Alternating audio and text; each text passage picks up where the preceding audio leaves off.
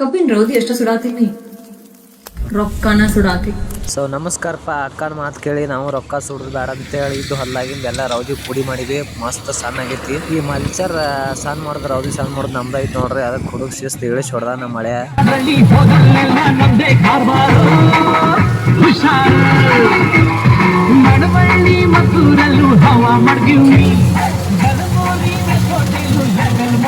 So ಟ್ಯಾಕ್ಟರ್ಕೊಂದು 2,500 ರೂಪಾಯಿ diesel ಹಾಕೇನ್ರಿ. ಆಳುಗಳಿಗೆ ಇದನ್ನೆಲ್ಲ ರೌದಿ ಹಿಂಗೆ ತುಂಬಿಸ್ಬೇಕಂದ್ರೆ ಒಂದು 1300 ರೂಪಾಯಿ 1200 ರೂಪಾಯಿ ಆಗೈತ್ರಿ. ವಾಪಸ್ ಇದ್ರಾಗ ಗೊಂಜಾಳ ಕಾಳು ಹಾಕ್ಸೇನ್ರಿ, ಅದಕ್ಕೊಂದು 1000 ರೂಪಾಯಿ ಹೋಗೈತಿ.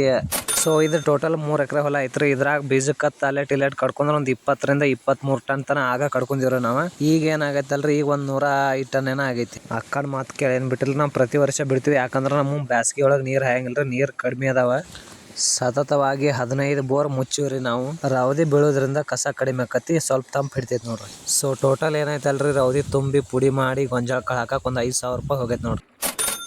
5,000 ರೂಪಾಯಿ ಒಳಗೆ 3ರಿಂದ 4 ಟನ್ ಗೊಬ್ಬರ ಎಲ್ಲಿ ಸಿಗಂಗಿಲ್ರಿ. ಹಿಂಗಾಗಿ ರೈತರಿಗೆ ಸ್ವಲ್ಪ ಉಳಿತಾಯ ಆಕತ್ರಿ.